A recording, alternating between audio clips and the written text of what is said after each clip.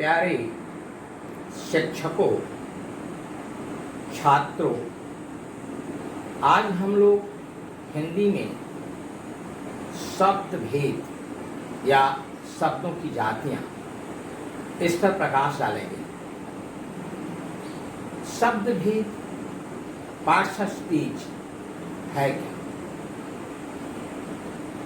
इस संसार में हर भाषा में लाखों शब्द हैं। एक एक शब्द को पढ़ पाना मुश्किल काम होता है। इसलिए व्याकरणाचार्यों ने शब्दों के वर्गीकरण किए हैं, उन्हें कई वर्गों में बांट दिया है। इसी वर्गीकरण को हम कहते हैं शब्द भेद। शब्द भेद, शब्दों का वर्गीकरण। इन्हें 8 भागों में बांटा गया है, जिन्हें हम कहते हैं संज्ञा, सर्वनाम, क्रिया विशेषण, क्रिया विशेषण, संबंध सूचक, समुच्चय बोधक, विस्मयादि बोधक। संज्ञा, सर्वनाम, क्रिया विशेषण, क्रिया विशेषण, संबंध सूचक, समुच्चय बोधक, विस्मयादि बोधक। इसमें से जो पहले 4 भेद हैं, संज्ञा, सर्वनाम, क्रिया विशेषण, इनको हम सव्यय कहते हैं। सव्यय। प्रश्न ये उठता है, सव्यय क्या है? सव्यय 2 शब्दों से मिलकर बना है। व्यय शब्द में स उपसर्ग लगाने से सव्यय बनता है। स का मतलब है साहित्य और व्यय का अर्थ यहाँ पर है परिवर्तन।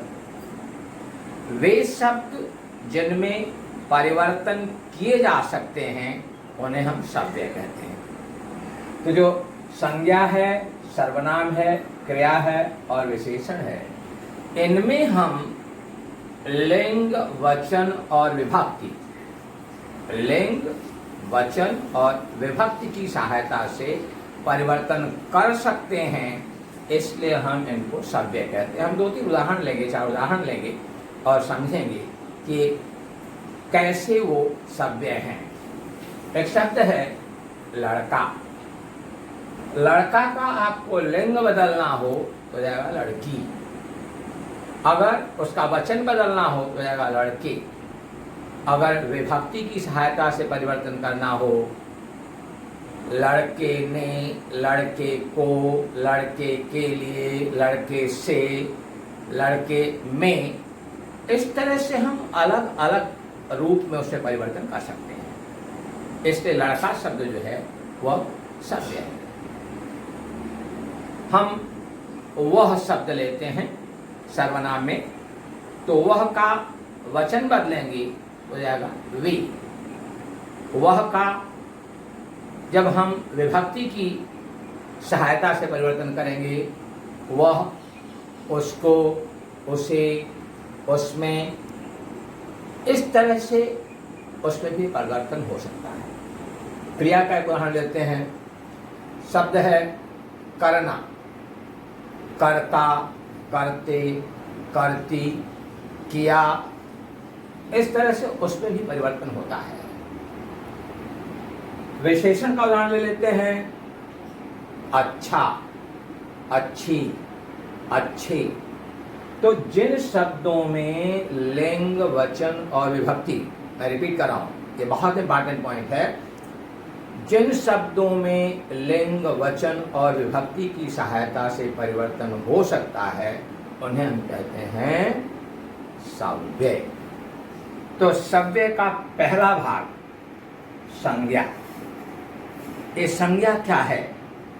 सबसे पहले उसके बारे में हम चर्चा करते हैं। किसी भी नाम बोधक शब्द को संज्ञा कहते हैं। नाम बोधक मतलब जो भी शब्द किसी नाम का ज्ञान कराता है। नाम, पहले हम स्थान का नाम ले लेते हैं। मुंबई,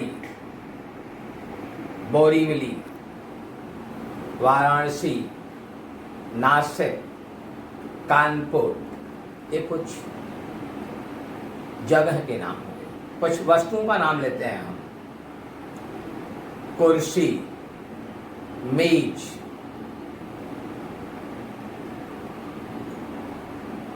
चाय, कॉफी, दूध, बर्तन, पात्र, ऐसे वस्तु हैं। फलों के नाम लेते हैं।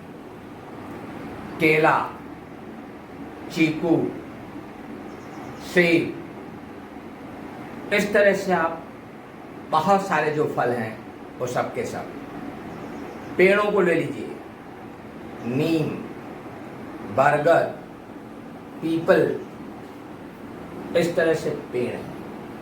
अंतरिक्ष में आप जो अंतरिक्ष वाले शरीर हैं, ग्रह, मंगल, बुध, बृहस्पति, शुक्र, सूर्य, पृथ्वी, ये सब के सब। तो हमारे जीवन में जितने भी नाम हैं, उन नामों को हम कहते हैं संज्ञा। संज्ञा के 5 भेद हैं। जातिवाचक संज्ञा, व्यक्तिवाचक संज्ञा, समूहवाचक संज्ञा, द्रव्यवाचक संज्ञा और भाववाचक संज्ञा। I repeat the type. भेद: जातिवाचक संज्ञा, व्यक्तिवाचक संज्ञा, पदार्थवाचक संज्ञा या द्रव्यवाचक संज्ञा, समूहवाचक संज्ञा और भाववाचक संज्ञा। सबसे पहला भाग संज्ञा। संज्ञा के जो भेद हैं, जातिवाचक संज्ञा, व्यक्तिवाचक संज्ञा, समूहवाचक संज्ञा, पदार्थवाचक या द्रव्यवाचक संज्ञा और भाववाचक संज्ञा। सबसे पहले लेते हैं जातिवाचक संज्ञा। जातिवाचक संज्ञा वह संज्ञा जो किसी भी नाम की जाति की व्याख्या करता है, जाति के बारे में कुछ बताता है, उसे हम कहते हैं जातिवाचक संज्ञा। जब हम जाति की बात करते हैं, लड़का एक जाति है, वृक्ष एक जाति है, नदी एक जाति है, पहाड़ एक जाति है, शहर एक जाति है, ईश्वर एक जाति है। तो जब हम कभी जाति की बात करेंगे तो उस जाति की बात में क्या होगा, किसी जाति का ज्ञान कराने वाला शब्द जातिवाचक संज्ञा है। नदी, पहाड़, देश, शहर, मनुष्य, लड़का, लड़की इत्यादि। इन्हीं जातियों में से जब हम किसी एक विशेष को ले लेंगे तो हो जाएगा व्यक्तिवाचक संज्ञा। व्यक्तिवाचक किसी एक को ले लेंगे।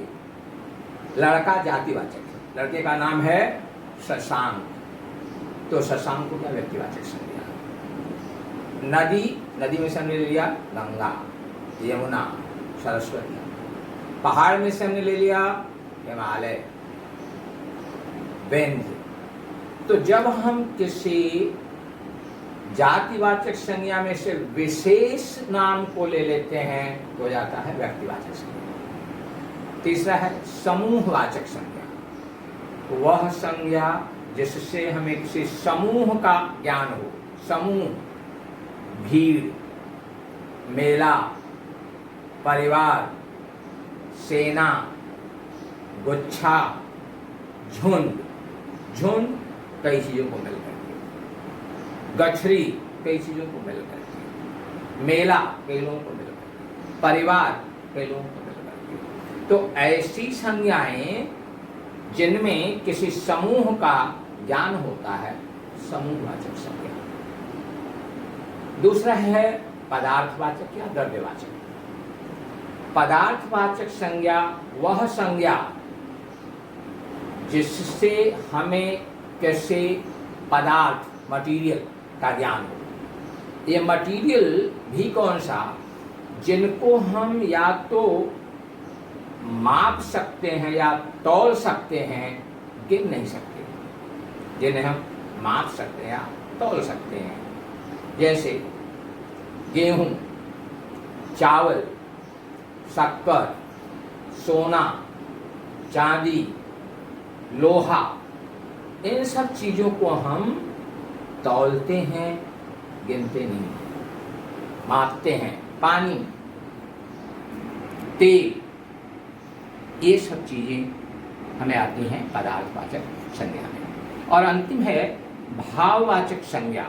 भाव, भाव का मतलब है जो बहुत सूक्ष्म हो, बहुत छोटा हो, जिसको हम न तो देख सकें और ना ही हम उसको स्पर्श कर सकें, उसे हम केवल और केवल अनुभव कर सकें। डर, क्रोध, खुशी, प्रसन्नता, भय, सफलता, ये सारी चीज़ें जो है वो बहुत सूक्ष्म होती हैं, इसलिए उनको हम कहते हैं भाववाचक संज्ञा। अब हम नेक्स्ट भेद पे चलते हैं, सर्वनाम। शब्द सर्वनाम को आप देखिए, सर्व अधिक नाम। सर्व मतलब सारे, नाम मतलब नाम संज्ञा। वह शब्द जो सारे संज्ञाओं के लिए, सारी संज्ञाओं के लिए उपयोग में लाया जा सके, उसे कहते हैं सर्वनाम। किताबों में लिखा हुआ है, वह शब्द जो नाम की जगह उपयोग में लाया जाता है वह सर्वनाम। वह शब्द जो किसी संज्ञा की जगह उपयोग में लाया जाता है उसे हम कहते हैं सर्वनाम। गांधी जी हमारे बापू कहे जाते हैं। वे हमेशा देश की रक्षा के लिए काम करते रहे। बापू की जगह वे आ गया, तो वे सर्वनाम हो गया। सर्वनाम बहुत सीमित हैं, लिमिटेड हैं। वह, वे, यह, ये, मैं, हम, तुम, आप, ये कुछ सीमित शब्द सर्वनाम हैं। कुछ प्रश्नवाचक सर्वनाम भी हैं, क्या, कौन, ये कई बार सर्वनाम के रूप में आते हैं, किसे, किसको। तो सर्वनाम के जो भेद हैं उसमें सबसे पहला है पुरुषवाचक सर्वनाम। पुरुषवाचक सर्वनाम, पर्सनल प्रोनाउन। इसमें भी 3 उपभेद हैं। प्रथम पुरुषवाचक सर्वनाम, मध्यम पुरुषवाचक सर्वनाम, अन्य पुरुषवाचक सर्वनाम। प्रथम पुरुषवाचक सर्वनाम वक्ता, जो बोलने वाला है वो प्रथम पुरुषवाचक सर्वनाम। मैं, हम, ऐसे केवल 2 उदाहरण, मैं और हम। मध्यम पुरुषवाचक सर्वनाम, जो सुनता है, सुनने वाले को हम बोलते हैं मध्यम पुरुषवाचक सर्वनाम। उसमें उदाहरण है तुम और आप, तुम और आप। तो ऐसे सर्वनाम जो सुनने वाले के लिए उपयोग में लाए जाएं वो है मध्यम पुरुषवाचक सर्वनाम। और है अन्य पुरुषवाचक सर्वनाम, अन्य, थर्ड पर्सनल प्रोनाउन। प्रथम पुरुषवाचक और मध्यम पुरुषवाचक सर्वनाम के बीच जो चर्चा जिस संदर्भ में होती है वो संदर्भ जो है वो अन्य पुरुषवाचक सर्वनाम है। वह, वे, यह, ये हमारे आते हैं अन्य पुरुषवाचक सर्वनाम। सर्वनाम में जो प्रश्नवाचक सर्वनाम है, प्रश्नवाचक सर्वनाम, जो प्रश्नों से बना हुआ सर्वनाम है वह प्रश्नवाचक सर्वनाम है। कौन खाना बना रहा है, तो जो कौन है वह है प्रश्नवाचक सर्वनाम। तुमने पैसे किसे दिए, किसे, किसे, प्रश्नवाचक सर्वनाम। नेक्स्ट है क्रिया। क्रिया, कार्यबोधक शब्द वह शब्द जो किसी कार्य के होने की सूचना देता है उसे कहते हैं क्रिया। कार्य बोधक शब्द करना, लेना, देना, खाना, पीना, उठना, बैठना, सोना, जागना, ये सारे शब्द हैं।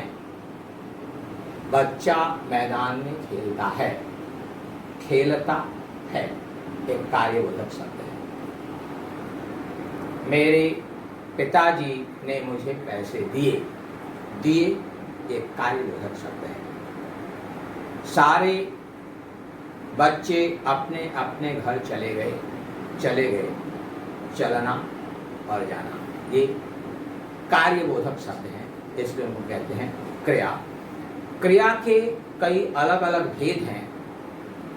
अकर्मक क्रिया, सकर्मक क्रिया, सहायक क्रिया, प्रयार्थक क्रिया, संयुक्त क्रिया।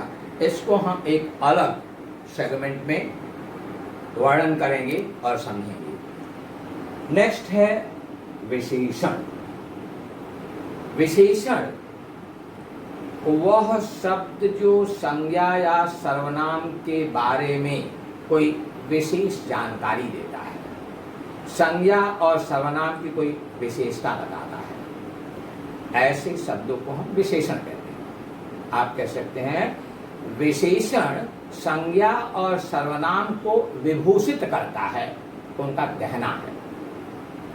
बच्चे की लिखावट सुंदर है, लिखावट कैसी है?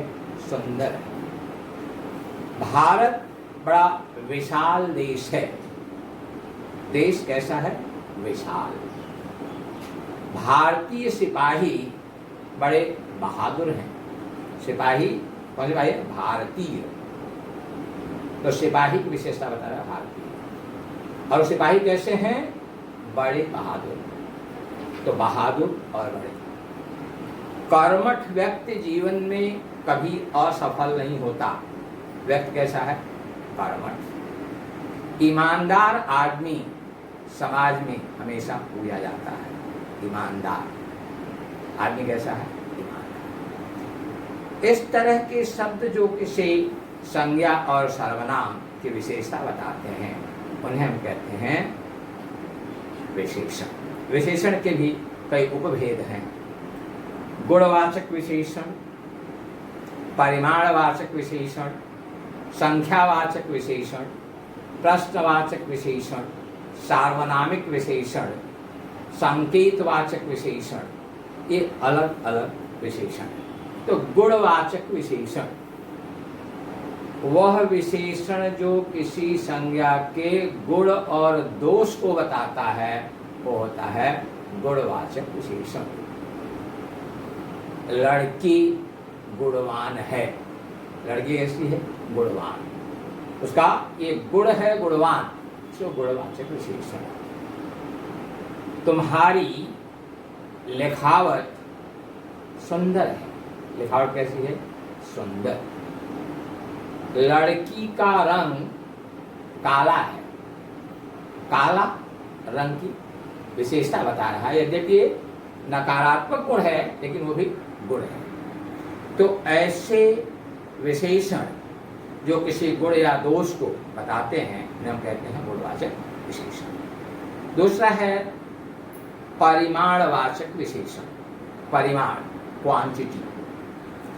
किसी भी संज्ञा के क्वांटिटी, मात्रा को, मात्रा हमेशा या तो वो तौली जाएगी या मापी जाएगी।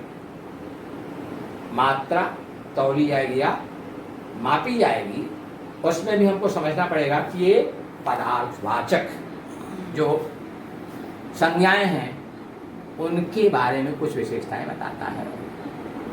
उदाहरण लेते हैं, माँ ने 2 किलो गेहूं खरीदा। गेहूं कितना है? 2 किलो। तो गेहूं की मात्रा है 2 किलो। ये 2 किलो निश्चित है।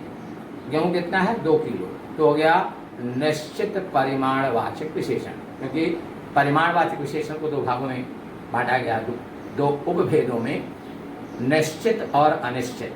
यहाँ 2 किलो क्या है? निश्चित परिमाणवाचक विशेषण।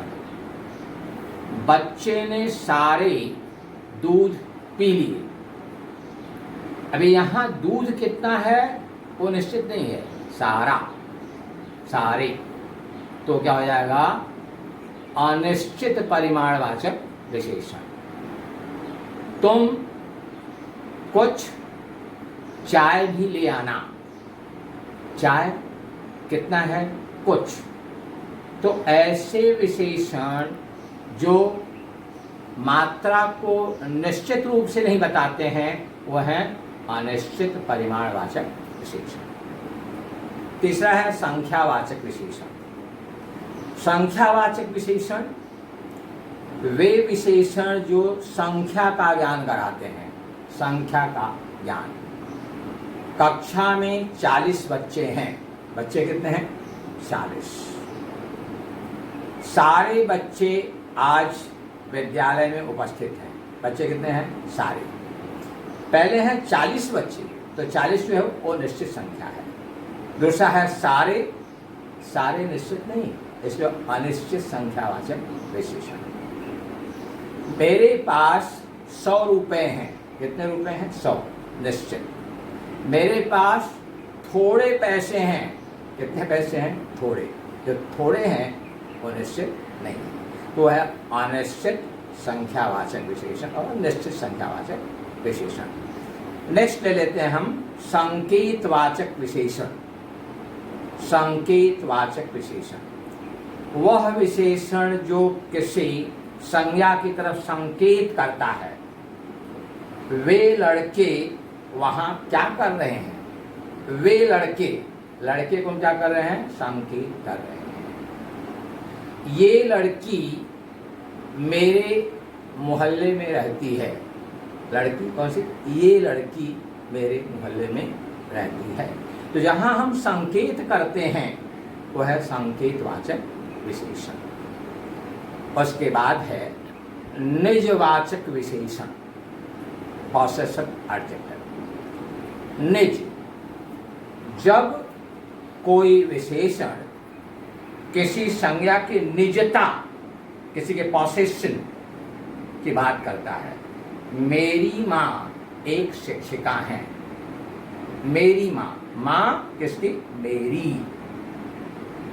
तुम्हारा विद्यालय बोरीवली में है। विद्यालय किसका, तुम्हारा। उनके दोस्त अच्छे हैं। किसके दोस्त, उनकी। तो जहां पॉसेशन आ जाए हो जाता है निजवाचक विशेषण। ये कुछ विशेषण हैं जिन्हें हम परीक्षा के दृष्टि से बहुमूल्य समझते हैं। कि ये हमने आपको 4 भेद बताए, संज्ञा, सर्वनाम, क्रिया और विशेषण। बचे हुए जो 4 हैं वो हम दूसरे अंक में करेंगे।